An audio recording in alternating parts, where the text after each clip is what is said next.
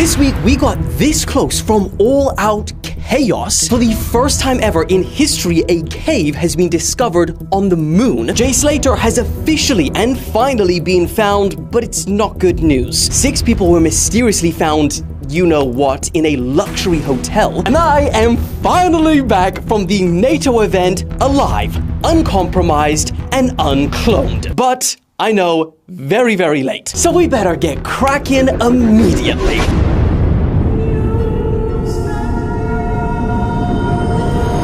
Oh man, I missed you guys so much, and I honestly have had just one of the craziest weeks of my life, and I'll tell you all about it at the end of the video, but we should probably get on to some actual news first, because this one that we're about to talk about, probably the craziest news of the year so far. As we all know by now, somehow a 20-year-old kid managed to shoot off a piece of Trump's ear from 150 yards away. I want to really see something that said, take a look at what happened.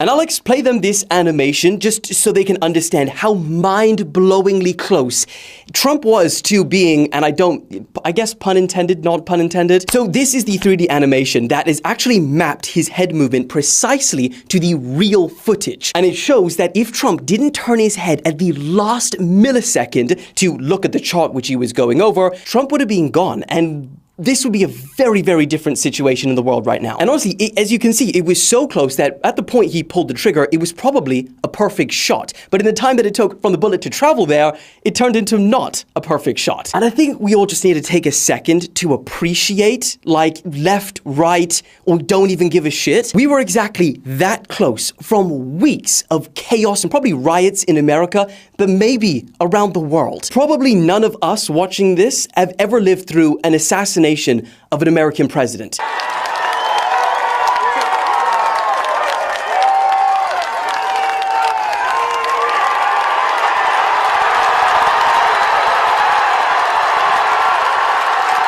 Trump said that the most incredible thing was that I happened to not only turn my head at the exact right time, but also in just the right amount. But somehow, what's even more baffling than how it didn't happen is how it did happen, all of this. And this is where things just start to make absolutely no sense. Like, maybe it's just because it's early in all of this, but just listen. And keep in mind that this is the first assassination attempt on a presidential candidate since Ronald Reagan in 1981. That's over 40 years since something like this has happened. So it's pretty damn big. You see, initially it was reported that the threat was known only minutes before shots were actually fired. But now sources say that law enforcement spotted Thomas Crooks, which is the name of the shooter, on a roof 26 minutes before he opened fire. They even managed to take pictures of him on 2 separate occasions because they thought he looked suspicious. So they already identified it. But it should be noted, just to bring things back down, he didn't have a gun on either time. So yes, he was categorized as suspicious,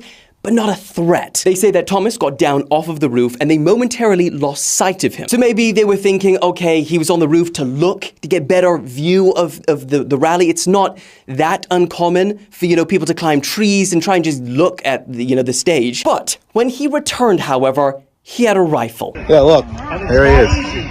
Because we have millions and millions of people in our country that shouldn't be here. Dangerous people, criminals. We have criminals, we have drug dealers, we have people that should not be here. Right on the roof. It's much tougher than That is not common. Police were alerted by the public at this point, and an officer even tried to climb up onto the roof, but as soon as he peered his head over, Thomas turned around, pointed the gun at him, and so the officer jumped down. So even at this point in this whole scenario, it doesn't really make any sense. Why would that cop not radio the entire security team, shooter on the roof, shooter on the roof, we need backup, we need to do something. And as a Secret Service agent, hearing shooter on the roof, knowing that your protectee is on stage, do you not immediately take action and get him off the stage at the bare minimum? Well, apparently not. And maybe that communication never even reached the Secret Service. So we're not even sure about the whole communication breakdown. Maybe that's the biggest failure of all of this. But here is where things just get uncomprehendable. The director of the Secret Service, the top of the top, was asked why weren't there snipers on that roof, because they had already internally recognized that it was a threat and flagged it as a risk. She replied to that saying the building in particular had a sloped roof at its highest point, and so, there is a safety factor that would be considered there, and we wouldn't want to put someone on a sloped roof. And so the decision was made to secure the building from the inside. So that means that there was a team inside the building when Thomas Crooks was climbing on its roof. He was literally climbing on top of them. And I'll be honest, I don't really understand the sloped roof excuse. Is it because there's nowhere to duck for cover if you take fire from someone on the ground? Because the other roof definitely had a slope and they had snipers on that. But because of its angle, if you got shot at from this side, you could take cover. But the other side, no cover. I don't get it. I mean, I just refuse to believe that it's a kind of like a slip and fall kind of safety factor. Please don't be that. Anyway, the craziness continues because although snipers on the other roof had a clear view of Thomas, they didn't take the shot until after Thomas opened fire. Why? Well, we don't know. No one in the public actually knows this yet. There were rumors floating around that one of the snipers came out after and said that the Secret Service ordered him to not shoot the suspect, but that turned out to be false. That claim originated from a poster on the online messaging board 4chan. I mean, that says enough for you, saying that his name was Jonathan Willis. Research was done by the Associated Press, and there was no officer by the name of John Willis working for the Secret Service or the Butler Police. And there were no internal records, or no internet records, in fact, of such an officer that could be located. And a spokesperson for the Secret Service said that the post was fake. So it's either the deepest, darkest conspiracy and they've wiped all internet records of this person existing, or it's just someone shitposting on 4chan. I think that one's probably more likely. But even if it is just shitposting, it doesn't really answer the question as to why they didn't take the shot. Imagine if Trump didn't move his head, and then we're talking about why they didn't take the shot. There's a former president's life now as a result of you not taking the shot. Done. And even if it was something they couldn't confirm he was a reasonable enough danger to, take lethal action, if they could clearly see him, he's lying on the roof with a gun, would you not do the bare minimum of just being take Trump off stage? I mean, just for perspective, the guy was able to get so close to Trump that it was actually the same distance that the US Army recruits must hit a human-sized silhouette to qualify in basic training. And I mean, the questions don't stop there, because if we start to look at Thomas Crooks and who he is, it's arguably even more confusing. Because the FBI have broken into Thomas's phone, they've searched his computer, they've scoured his search history, they've looked all through his bedroom, his house, and they've interviewed over 100 people that know him, including his family and his friends. And they still, despite all of that, haven't come up with any evidence to suggest a concrete motive for doing what he did. And the information that they do have is either just plain confusing or contradictory. He was registered as a Republican, but donated to the Democrats. People who knew him say he was relentlessly bullied at school, but then others say that he was well liked by his teachers and people thought that he was a nice guy. And I mean, in the time that I've been covering news, usually when something as insane as this happens, it's a school what, or a mass what, usually these people are investigated by the FBI afterwards, and it is very immediately clear that they are extremists or radicalized in some way. And that's made clear pretty quickly after. Because just remember the state of mind that someone has to be in to carry out something like this, knowing that, most likely that's their last day of living. But when the FBI has started looking into Thomas Crooks, as of right now, everything is kind of normal. All of his search history was about coding and gaming, and all of the people that they interviewed that knew him said that they were shocked by this. It was very out of character, including his parents, which were both behavioral therapists. And on top of that, as if I don't even need to be adding things on top of that, but the FBI haven't found any indication of him researching how to make homemade explosives. So it's currently kind of unclear how Thomas knew how to assemble the explosive devices that were found in his car. Anyway, a massive investigation is being carried out to answer so many of these questions that we still have. So of course, I'll keep you guys updated. But let's move on, because as one mystery starts, another one has just ended. Jay Slater, the British teenager that went missing in Tenerife over 28 days ago, has officially and finally been found. So news initially broke that police found a body near where Jay Slater's phone last pinged, but they refused to officially confirm if this body was his or someone else's. And people started commenting on all my videos saying why can't they just, look at his face and say, yep, that's Jay Slater. And I mean, I don't really want to answer this and I don't really want to be gruesome, but he's been out in the hot Tenerife sun for about a month in the wild with animals, and they believe that his death was due to a very, fall. So, it's not as simple as just looking at him and saying, that's him. They eventually were able to identify him through his fingerprints. Then, after that, questions started circulating about how his body was missed, not only after 28 days of searching, but also because it was so close to where his phone last pinged. Well, those questions were kind of dampened after this footage was shown. Jay Slater's family said that they can now appreciate the remoteness of the area where his body was found, and that he would have most likely have been killed instantly. Along with the body, they discovered Jay's possessions and clothing, and authorities say that his death was caused by multiple traumas compatible with that of an accidental fall. And although it's definitely not the outcome that his family and friends would have been hoping for, at the very least, now they can have a tiny bit of peace knowing what happened. Because for a while there, I think we were all thinking we may never know what happened at this point. So, R.I.P. Jay Slater, and let's move on. Okay, for the first time in human history, a cave has just been discovered on the moon. And here's the craziest part about that. I'm not sure if you guys have heard much about this, but the current space race between all of the countries right now, it's not just get more people to the moon, but it's actually to set up a research base there and have a base for humans. But the problem with that is that you need to construct a structure to actually live in. Because in the daytime, and Alex put these temperatures up for Americans as well, it gets up to 127 degrees Celsius in the daytime, and at night it goes down to minus 173 degrees Celsius. So very hot and very cold. And you've got to protect yourself from radiation exposure, and a bit of SPF isn't going to cut it. But now, thanks to this discovery, instead of having to bring all of those heavy materials to the moon, let's be honest, that's a long way to bring them. Now, they can just live in the cave. I'm not joking. We're about to get cavemen again on the moon. Weird. The times we live in. The cave is not only accessible from the surface, but it offers a stable temperature environment, natural protection from cosmic radiation and solar radiation, and micrometeorites, which, believe it or not, is actually a major hazard on the lunar surface. And another really cool thing is that there is potential for finding water and ice within these caves, which you think, oh, ice on the moon, not that important. Very wrong. You can actually use ice for drinking, as a component for breathable air, and as a source of hydrogen and oxygen for fuel. So, a lot of what you can do for ice when you're a scientist, I guess. But anyway, moving on. Okay, I'm really sorry. I'm just realizing that I'm not going to have time to cover the Bangkok story. Just research it, maybe yourself. No, you don't want to research it yourself. That's why I'm here. Maybe another day, but it's either that or the whole story about NATO, it's a juicy story. So let's go with NATO for the last story of the day.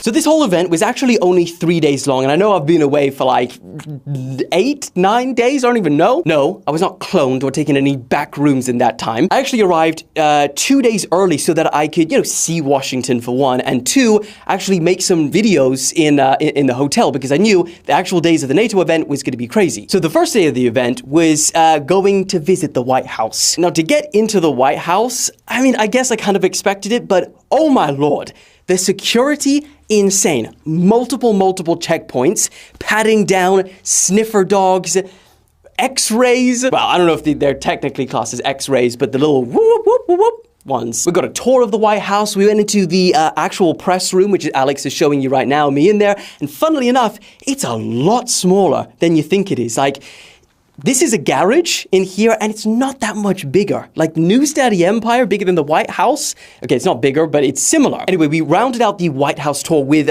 speaking with John Kirby, who is the White House National Security and Communications Advisor. Anyway, Alex is showing you the footage, but it's this huge room with all of us content creators, and all of the questions that everyone was throwing at him were really serious. Like, there was no lightheartedness about it. There was nothing fun about it. It was just very serious. And I guess you'd expect that, right? But I thought, I'm there for content. I'm not there to do anything else. And I don't think you guys would really be that interested in some of the questions that they asked. But then I thought of one question. It was a risky one because it wasn't serious. But I knew you guys would love it. So I did it for you guys. We've covered this story multiple times, but I asked him, and it was the last question of the day. I was like, what do you think of Mr. Putin and Kim Jong-un's new bromance? And is this bromance the most dangerous bromance to ever exist in history? And then when I asked that, no one laughed. And I was like, shit, like, how do you not laugh? And then when he started answering it, he started in a really serious way. And I was like, damn, like this, I can't be bothered for this. But then he broke. Woo! I broke him. Alex, play them a clip, but not his answer, because I don't think they'll be interested in the answer. Just up until the point where he breaks. And potentially, is it the most dangerous bromance to exist in history? Well, look, it's the fact that he's getting bromance. The fact that he's getting support. I don't think we would call it a bromance. That was for you. Anyway, there was a couple other events throughout the day, but I declined them because I thought they weren't really great for content, and I'd rather just make videos at home for, you know, just news and stuff. The second day came, and it was actually the big, you know, massive, every world leader in the building day. Again, security insane. Massive army trucks there with machine guns blocking off roads, like a huge chunk of the city completely blocked off. And again, because it was so serious, there wasn't a lot of like story behind the event. Like, yeah, we went in and we saw them take this like family photo. Obviously, Alex is showing you this all right now. This is what I'm showing you. Like, there's nothing crazy about it so far. Oh, and then here's one part. I got the memo, right, of business casual. So business casual, I thought is like just kind of like smart casual. But no, business casual is not smart casual. For them, it's like, you know, blazer, shirt, you know, suit, everything. And then casual part is like, maybe you don't wear a tie, you just unbutton the top thing. I turned up in like leather pants, like a vest with like a short sleeve shirt over the top, like a chain. And honestly, so many of like the people there were like giving me bombastic side eye. But I was really glad that I did dress like that because, you know, like, I'm not there as a traditional journalist. I'm there as the News Daddy Empire. And that's what we turn up like, okay? I'm not ashamed at all. In fact, I'm proud. Anyway, second day ended, and then the third day came, and I was like, please just be some good content around this. And then it came. We went into the room, that massive boardroom where they actually all sit down and they discuss some like wild stuff. And instead of me really explaining it, I'm gonna play you the clip that I got from when I was there, because this video, I'm not even exaggerating here, and I say this with the utmost humility, but I don't think a video like this has ever been recorded in history, because the people that were in the room were either journalists, which were where with their massive cameras taking photos, or the content creators. And the other content creators weren't gonna make the video that I made. So, kind of exclusive, world exclusive footage that I've got you guys. Alex, play them the clip. It's wild to see how world leaders socialize. Turkey's just sat down there like, yeah, I don't give a shit. I'm gonna sit here, eat my peanuts or whatever other snacks they're gonna give. Let's get this meeting started. While everyone else, as you can see, is kind of just mingling, chatting. Macron officially has arrived. He's kind of stood far away from the table, trying to do an alpha move right here. Saying, let the table come to me. How about that?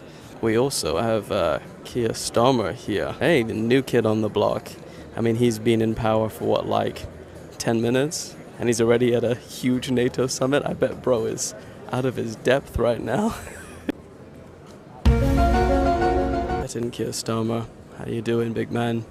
Justin Trudeau made sure to find the shortest person in the room just so he looks extra tall and powerful, and so he can look down. Ooh, here we go. We've got Macron joining the conversation with Justin Trudeau. Now, my man here on the right, apologies, I don't know who it is, but he's feeling a little bit left out now, it seems. Oh, fantastic joke.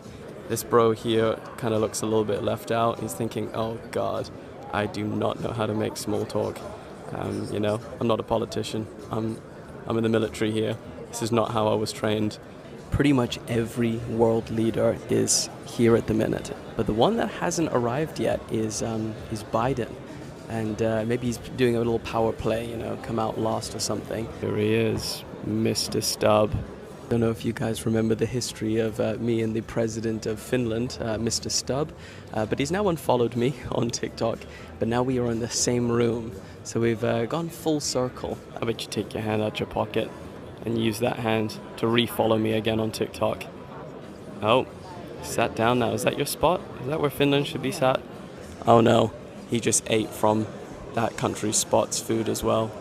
He is really asserting his dominance right now. Not gonna lie, this hub over here is becoming like the central spot. This is like the cool kids table, it seems. Like everyone else kind of like 2s and 3s. And just more people keep on adding to this group. Oh, another person's jumped in. Oh, jeez. It's really popping off now. Oh, yeah. Oh, top down. Brave. You don't want to get the top of people's heads. They're kind of insecure about that at this point. No, don't get the bold patch. Do not do it, buddy. It'll be... Oh, going back for more. Good Lord. We are about a solid 15, 20 minutes into this thing, and still no Biden. And it also turns out that wasn't Stubb's seat. But Stubb really ate from someone else's seat. And he sat there too. That's South Korea. Oh man. Stubb, I'm sorry. You unfollowed me. I gotta do this to you. This is millions of people gonna see that you ate from South Korea's snacks. Is it an alpha move or is it just simply a no-no? Oh, here we go. Biden has arrived. Bro really missed the small talk. All right, now everyone is taking their seats. Here's Biden taking his seat.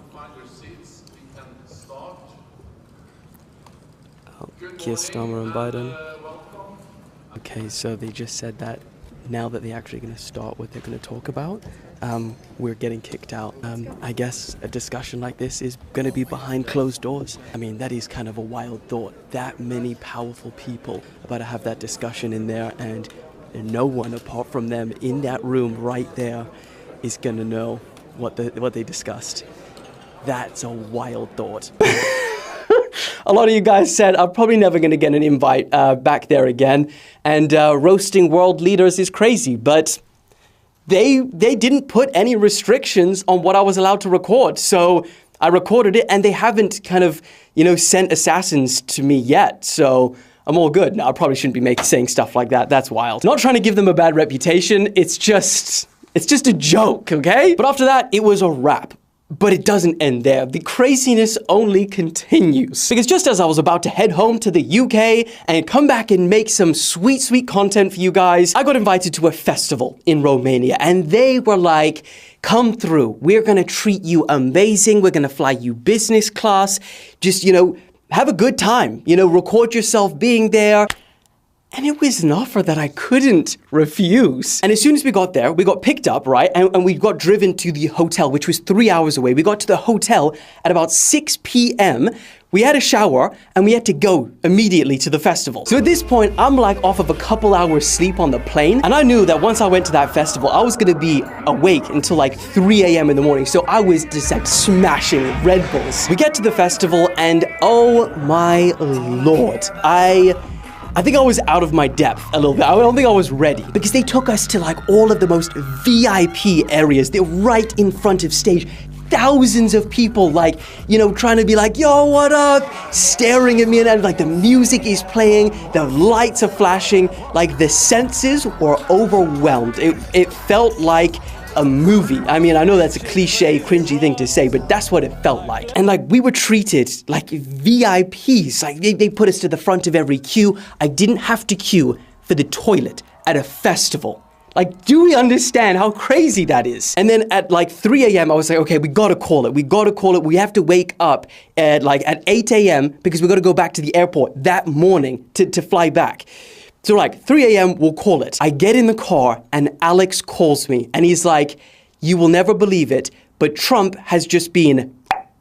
And I was like, there is no way. This cannot be happening right now. So immediately in the car, as I was driving back to the hotel, I made a video at like 3-something in the morning. And then I got back to the hotel and I was like, there's no way I can sleep right now. So I then made another follow-up video with more concrete research and all of that. And then I finally went to sleep at like 5:30 a.m., woke up again at 8 a.m., went back to the airport. And during all of this, keep in mind, I had to be making this video about the whole festival situation, and it needed to go out that evening. So I was like, I can't take this. So as we're driving, as we're doing everything in the airport, I can't sleep, which was my plan because I needed to edit this video. And so I was putting it all together, and then I realized, well, I need to record like vocals for audio for this, but the airport is incredibly loud. The plane is incredibly loud. So my only option was to wait till I got back in the UK, get in my car in London Heathrow Airport, shut the door and record the audio then. So everything had to be perfect for that point. Long story short, we get back home, get in the car, record the audio. And as soon as I'm doing this, the England match starts. The final of the Euros starts. I'm reliving the stress. It's crazy. Like, and keep in mind, this is still off of like a couple hours sleep over like 48 hours. Anyway, I finally get the video posted, stress off my shoulders, and I'm like, keep in mind, from the airport to get back home, it's a 3-hour drive. So it's not just like I can get home. So I watched the rest of the match while we're driving home. Don't worry, I wasn't watching while driving. Maddie was driving, so whew. And then England lost.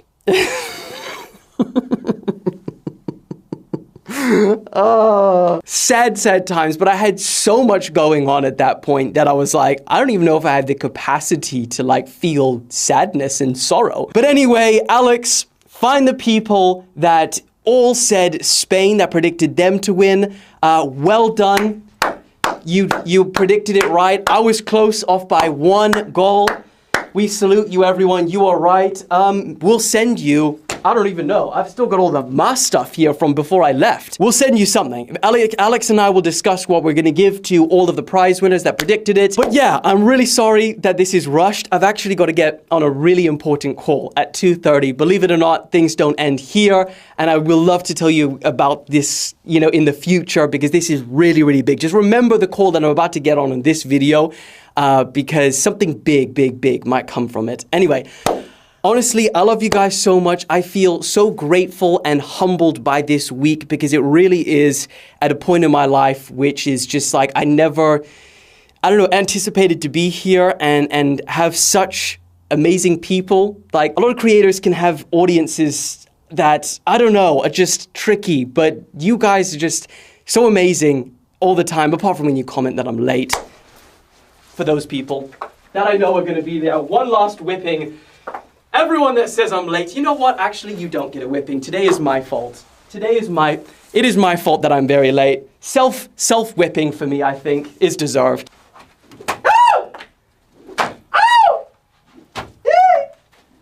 Okay, the first two kind of hurt, I'm not gonna lie. Okay, I need to end this video. I love you guys. I'm so glad to be back, and I will see you, I don't know when, soon, I promise. Just keep a lookout for those videos that I post. I love you. Lost time! Woo!